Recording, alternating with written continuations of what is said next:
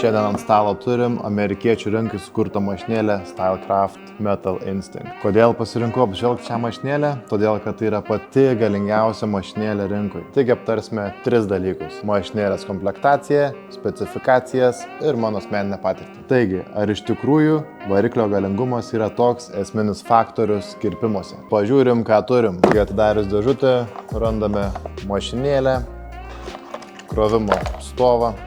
Taip pat papildomus skinus, merginoms rožinės, kažkam baltas, krovimo laidas, papildomos dalis, yra papildomos virtelės, galima pakeisti į slankiojančią arba fiksuojamą su klikais. Taip pat yra tepaliukas ir stretch bracket. Atsuktuvėlės visiems darbam atlikti, kinam pakeisti, išvalyti mašinėlį, magnetiniai antgaliai, balti ir labai senovinis mikro USB. Nežinau, ar iš vis naudingas dar toks dalykas. Taip pat yra instrukcija, bet turbūt jos neskaitysit. Techninės specifikacijos. Mašinėlės variklis turi 11 500 apsisukimų per minutę. Tai yra pati galingiausia mašinėlė, kokia sulaikęs rankoje. Peiliukai tie patys Gamma Plus, tai yra Faper ir jie yra universalūs tiek feidam, tiek freehand technikom, kaip ir daugumos Gamma įrankių. Baterijos veikimo laikas yra net 4 valandos, o krovimo laikas 2 valandos. Ar iš tikrųjų yra 4 valandos, negaliu pasakyti, nes taip pat visą laiką naudojau krovimo stovą ir ji visada buvo pilnai pakrauta. Mašinėlės dizainas. Mašinėlė matosi, kad yra amerikoniška, American Muscle, sunki, galinga, kieta.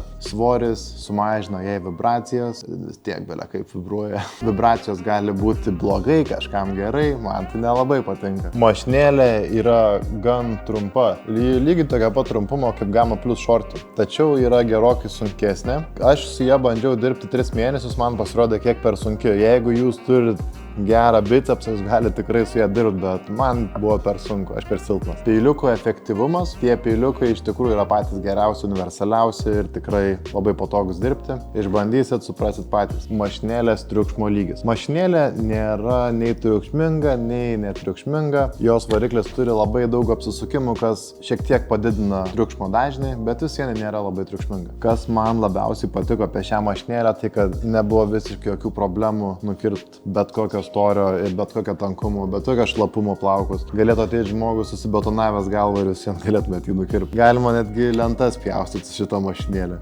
Negalima.